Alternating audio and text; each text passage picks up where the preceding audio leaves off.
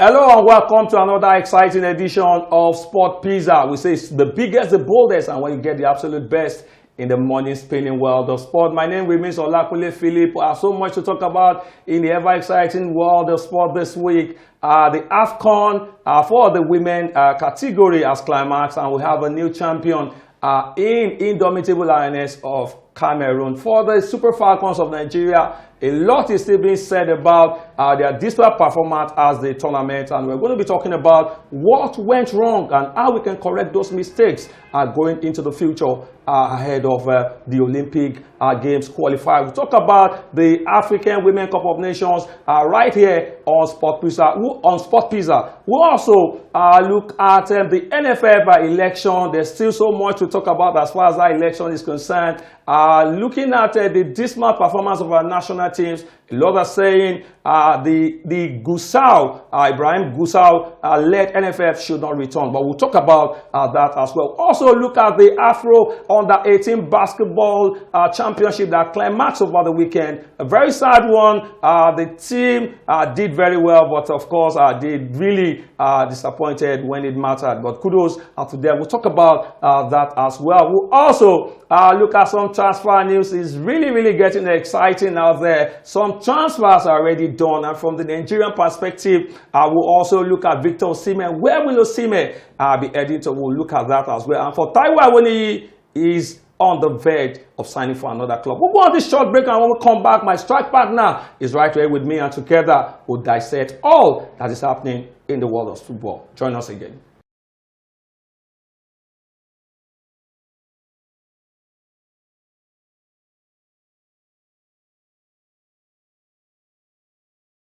Welcome back. We're starting off with the African Women Cup of Nations. The two teams that played in the final, one is a debutant and the second didn't initially qualify for the tournament. They had to get into the tournament by virtue of the fact that CAF expanded from 12 teams to 16 teams, and by virtue of that and their ranking, they were able to get into the tournament, and they went all the way to win the tournament. Like I always say, and I believe that if there's one team that should be winning the African Women Cup of Nations, apart from the Super Falcons of Nigeria, apart from the Bayana of South Africa, it should be the Indomitable Lioness of Cameroon and the Ghanaian female team, because these are teams that started the African Women Cup of Nations, African Women Football, I beg your pardon, with the Super Falcons of Nigeria. I've got my strike partner right there with me, Kelechi Nwosu. Kelechi, it's good to have you once again on the show. Great to be here once again. Great to see you once again. All right, let's look at the African Women Cup of Nations. For me, I was rooting for the Indomitable Lioness of Cameroon. Looking at how they started the tournament, let's forget about the fact that they ousted the Super Falcons of Nigeria. But looking at their campaign from the beginning, they showed intent, they showed determination, even beating one of the best teams, one of the most top-ranked team in the tournament, talking about the Black Queens of Ghana, and they went all the way to win the trophy. And they beat a litter of very big teams. Absolutely. They beat Mali, they beat Morocco, they beat Nigeria, they beat Ghana. I mean, you're talking about some of the best teams that you expect to win AFCON. They did exactly what they needed to do. One thing I admire about Cameroon is they are also bedeviled by a lot of administrative problems, which us as Nigerians also see in Nigerian football. But what has happened is they went to the Nations Cup. Big shout out to Nguele, the manager. What she's done is she built team spirit, tactical awareness. They approached each game differently. The only team, because the tournament itself was unbeaten for Cameroon, the only team that nearly got something, and that was because Cameroon had already qualified, that Lionesses had already qualified, was Cape Verde. Absolutely. The debutants as well. It was a 1-1 draw. And Cape Verde scored their only goal in the tournament. And no, not their only goal, but their first points. And one of the best goals, one of the goals of the tournament, as is currently listed. Yes. So for me, it was all about team spirit, and it's a testament to what football should be. It doesn't matter what you are going through as a nation when it comes to political, social, or even economic. Football has a universal language, and that language is football basically. And what is football? Football creates excitement. and football should be played exactly the way it should be, without any interference from any other sectors within the country. And that's what happened with the girls. You could see the fans. Finally, the fans came to meet football. Cameroonians came to meet football, and football met them. I totally appreciate that team. Totally appreciate that team. What they did. I mean, it can't be quantified now. If you look at how many times they played at, in the finals and haven't been able to take that trophy. They've been beaten by Nigeria on about, I think, about 4 or 5 different occasions. It was justice. It was basically justice. They deserve to win. Even though I also think Malawi deserved to win. For Debbie's on, they did quite well to get to the final. Yeah. I thought they also deserved to win. But we're talking about Cameroon now. Let's celebrate the champions. It was totally deserved because easily the best team in this tournament. Absolutely the best team in the tournament. Looking at the way they actually navigated their games from beginning, and just like Kelechi said, they truly deserve to win the tournament. And then away from some of the controversies they've had in the past, talking about Feka Food with Eto, some of the opinion that Eto has not done well administratively for Cameroon football, but of course they have this to cheer about. They are the African champion as far as women football is concerned. Let's also look at the third, fourth place match. It was an exciting one. A lot was expected. A lot of fans, pundits expected Morocco, the host nation, to get the bronze medal, at least for the fact that on 2 different occasions they were in the final. This time around, they are not in the final. But of course, you can see, Kelechi, that football, women football is evolving in Africa. For the female Desert Foxes, they went the way they even played from the beginning. You will see that this is not a team. This hasn't been a team that is very easy to beat. And they went all out and they got the bronze medal against the host nation, Morocco. One thing I respect about, this tournament, one of the hallmarks of this tournament is what the new coming teams have done. Likes of Cape Verde. We just talked about Cape Verde now. Malawi. Teams like Algeria, maybe not new to the African football, female football landscape. But if you talk about the powerhouses, you wouldn't say Algeria. But I think I like the way they played. They also got the best the Fair Play Award. They're a very solid side. Also very tactical. Tactical. I watched a couple of their games where they go down. What they do is they dust themselves up, and they come back and claim that game. They did that against Ivory Coast, and they scored some very beautiful goals as well. Yeah, scored some very beautiful goals. I want to see the progression of that team. I want to see them in the next AFCON. They have a few exciting players, and I like the way they carry themselves on the field. They don't play like the typical female team.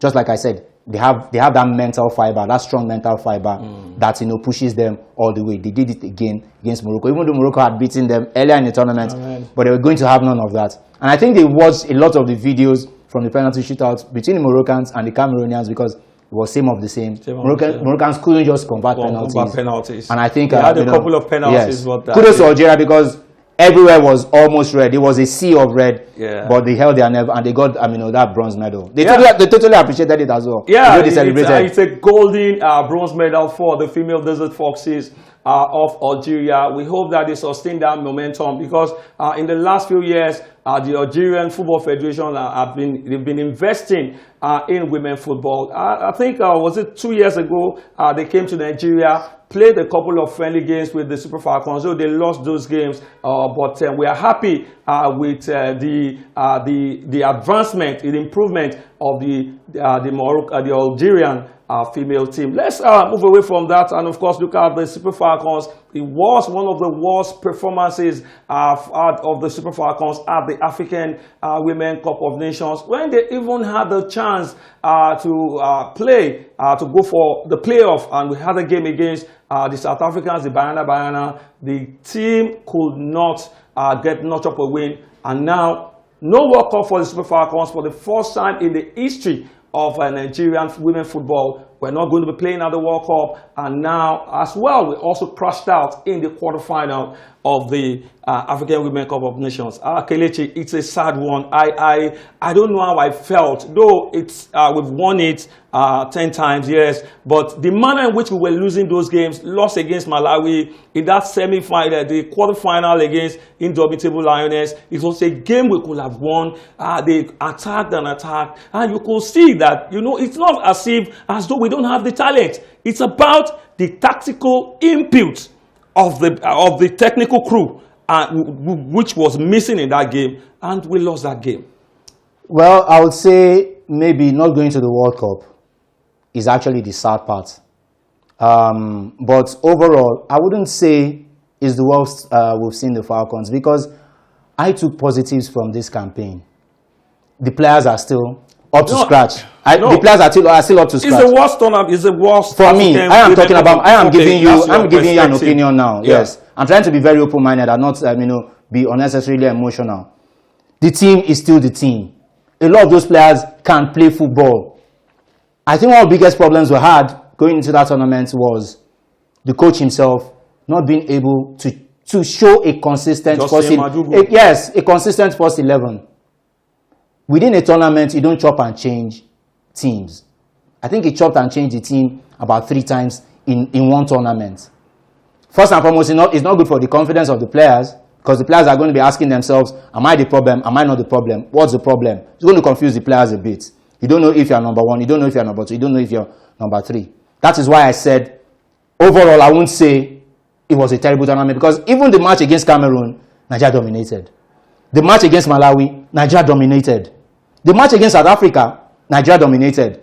The major problem was, why did you take Azizat Oshoala, for example? That should be the arrowhead of Nigeria's attack, because she's the most experienced. And when push comes to shove, these are players you turn to turn games around for you. I didn't think he took into cognizance the importance of Azizat Oshoala's position in that team. He didn't take it into cognizance. That was the major problem. You talked about it tactically. Nigeria could not control. Yes, they dominated games, but did they control these games? I don't think so.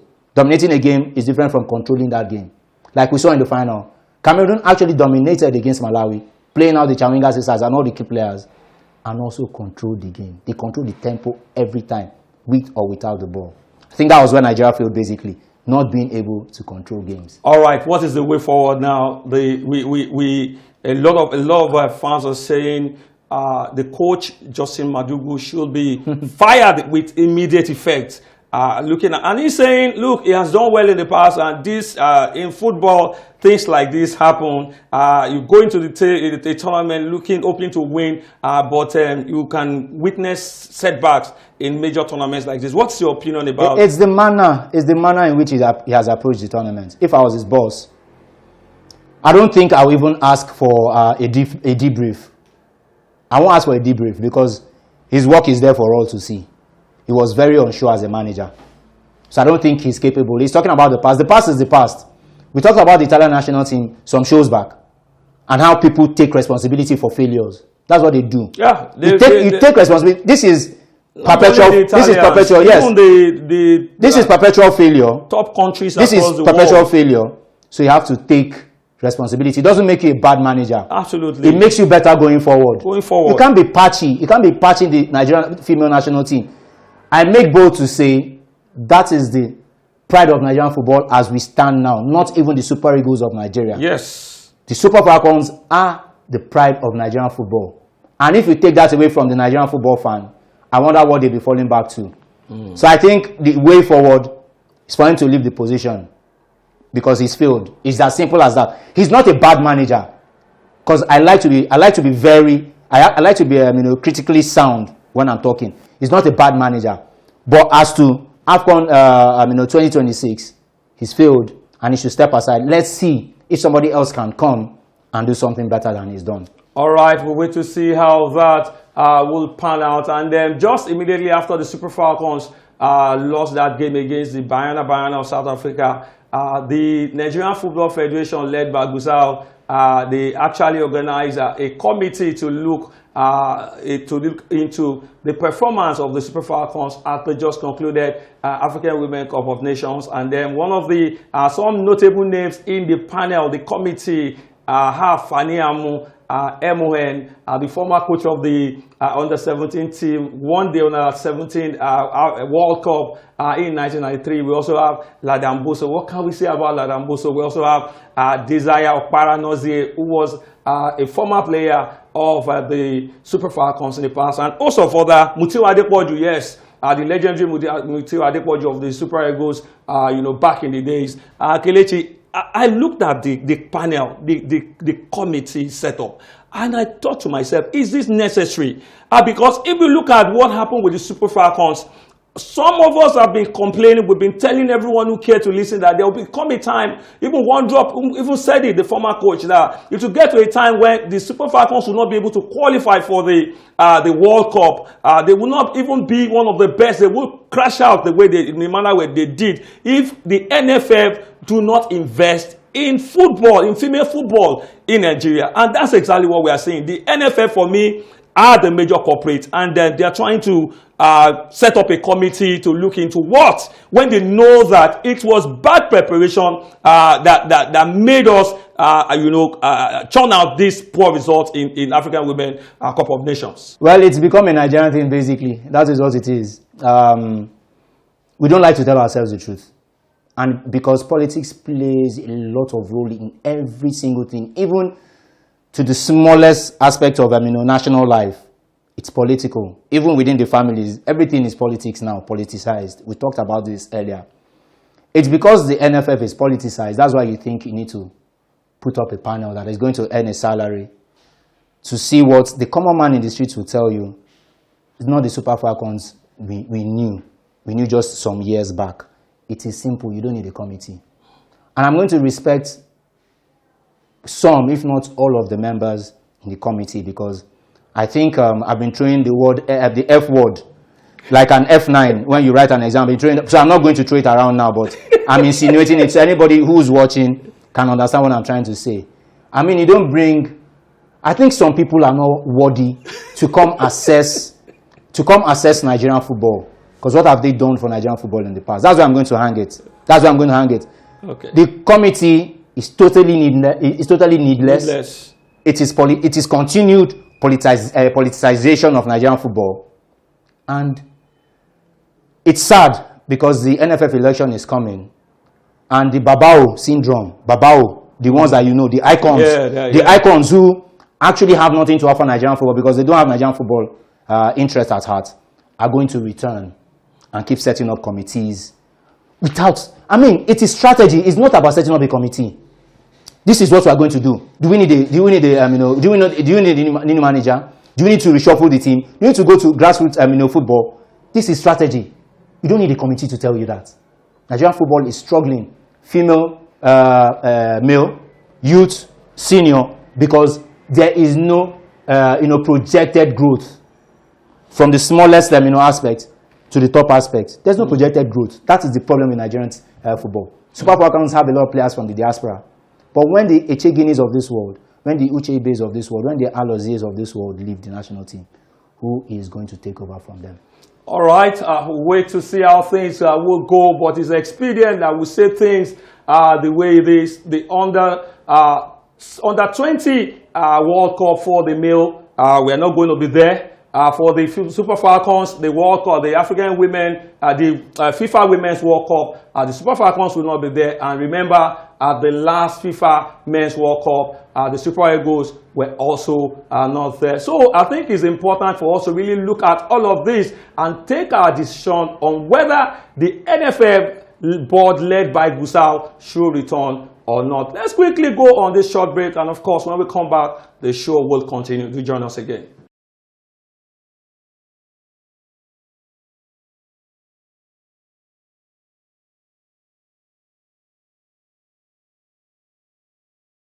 Congratulations to the D Tigress, the junior D Tigress, for a job well done. Once again, we say congratulations to the Nigerian Basketball Federation for doing an amazing job. We can't say this about the Nigerian Football Federation. All right, let's move away from that. And of course, we'll look at the Community Shield that went down over the weekend. Arsenal were impeccable against Manchester United, Manchester City, winning by 3 goals to nothing. It was indeed a very emphatic victory for Arsenal. As we look ahead to the commencement of the EPL, firstly, let's talk about this game. How will you rate the performance of both teams in the game? Well, for Arsenal, it was clearly excellent, but for Manchester City, it was below par. And it just seems like they still need a few more signings to bolster the team. and you don't know for a certainty some of the players,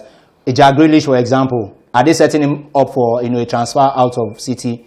That's what you are going to say. It's still a bit unsure from a Man City, but for Arsenal, spot on. They played exactly the way people expected them to play because of the level of investment they put into the team in recent times. But when you look at the Community Shield, you can't actually use it to assess anything. You can't be too sure because some people tend to feel it's a friendly, and some people tend to feel it's a serious game. Or whatever the case, it was a fascinating victory for Arsenal over their near rivals, Manchester City. All right, let's quickly, with our time is fast spent, let's look at the EPL as it commences this week. We're going to be having Arsenal Arsenal are going to be taking on Coventry City. Looking at the top teams, Arsenal, Manchester City, Manchester United, and also Chelsea. Looking at these teams, and then the transfers, what they've been able to do in the transfer market, what are the chances? Which of the teams do you think, without being biased, Kelechi, which of the teams do you think will clinch the EPL? I'm going to disappoint you. I've learned, because of so many years, in this industry, I've learned not to predict. Okay. I think it's going to be like last season as well, because in the end, the way you are not predicting, but you're saying it's going to be like last season. Yes, because I'm preempting. I'm not predicting. I'm preempting. Last season, last season, people expected Arsenal to win, but it wasn't straightforward because City could have easily nicked it as well, if not for Bournemouth. Unfortunately for City, that's their first game. The game that actually cost them the EPL title is their first game. Next weekend. But for me, I'm just going to watch. I expect the front runners to be Arsenal and Man City once again. That is what it's going to be. How about Manchester United? Not yet. Our producer will not be happy to. It doesn't matter, but he can chase me out. He's going to chase me out of the studio after he can't chase me out of the studio now, so I can say my mind now. So you mean Manchester United are not going to compete? Maybe Chelsea, because they are not going to have so many distractions, especially coming from Europe. Maybe Chelsea and maybe Liverpool as well. All right, Kelechi is actually writing Manchester United off. But I feel that with what Manchester United did in the second half of the EPL season last season, if they can continue in that vein of form, I think they will go all the way in the 2026-27 EPL. All right, let's also look at Rodri from Manchester City to Barcelona. Do you think it will be a very great addition to Barcelona? There's no gainsaying it. He's somebody that is going to walk into Barcelona. He's going to solidify the team. He's seen the game at the highest level. He's won the Ballon d'Or, he's won the Euros, he's won the World Cup. That's an achiever. But the price tag for me was too much. He's 5 million for a 30-year-old going on 31. I think it's too much. Even though his A-list is top quality. You can't say anything lower or you can't say anything higher. He is top quality. And again, I'm looking at the injuries as well. If he stays fit, Barcelona just might retain that La Liga title once again. We went to see how the deal sees the light of the day. We also know that Karim Adeyemi is also in that team. Yamal, I think that combination is going to be absolutely. I think this should be a worry for most Real Madrid fans. All right, let's quickly go on. There's this short break, and of course, give you a Sport Visa video of the week. Do enjoy it.